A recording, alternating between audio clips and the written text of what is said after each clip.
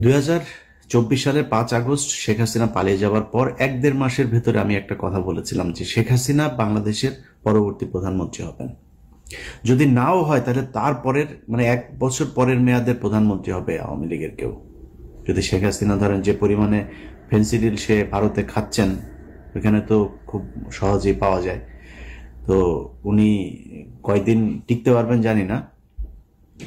যাই হোক, আওয়ামী লীগের কেউ প্রধানমন্ত্রী হবেন।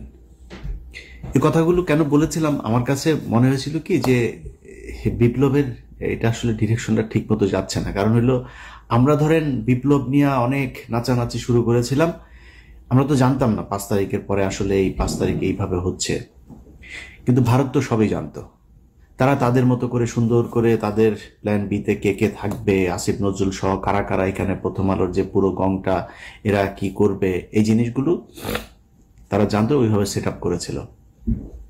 যে কারণে তার পরপরই এই যে প্রধান উপদেষ্টার এই যে প্রেস সেক্রেটারি শফিক সহ আসিফ নজরুলের ঘনিষ্ঠ যারা যারা আছে প্রথম আলো এদেরকে এখানে বসিয়ে দিয়েছেন, তারা তাদের মতো করে চালাচ্ছেন। এই দেশের এই যে 5 তারিখের যেই আন্দোলন, যে বিপ্লব, যে স্বাধীনতা, এটা ধ্বংস হওয়ার পেছনে যদি একজন মানুষ, অনেক মানুষই মনে করেন আমি আসিফ নজরুলের ব্যাপারে এত কেন, একজন মানুষ যদি নাকি এটার জন্য সবচেয়ে বেশি দায়ী থাকে সেটা এই আসিফ নজরুল। এর জন্য প্রতিটা জায়গায় সমস্যা হয়েছে। আপনাদেরকে এই কথাটা কেন বলেছিলাম যে শেখ হাসিনাই আবার আসবে, এটা যদি আপনাদের আমি বিশ্লেষণ করতে চাই তাহলে একটা জিনিস বলে রাখি, সেটা হচ্ছে এই যে 15টা বছর শেখ হাসিনা ক্ষমতায় থাকলো, আন্তর্জাতিক বিশ্বের কেউ তাকে সরায় নাই এখান থেকে। ইন্ডিয়া একদম সরাসরি তাকে সাপোর্ট দিয়ে গিয়েছে, কিন্তু আন্তর্জাতিক বিশ্বের অন্যান্য দেশগুলোকে যে এই ব্ল্যাঙ্ক সাপোর্ট দিয়ে রাখা সম্ভব হলো কেন? কিসের জন্য করা হয়েছিল? কিসের জন্য হাসিনাকে কেউ সরাইতে পারে নাই?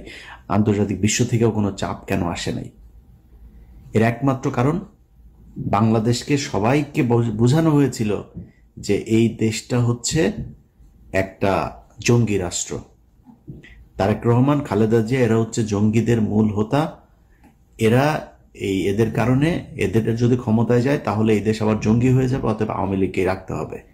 একমাত্র এই কারণে শেখ হাসিনাকে 15 বছর রাখা গেল।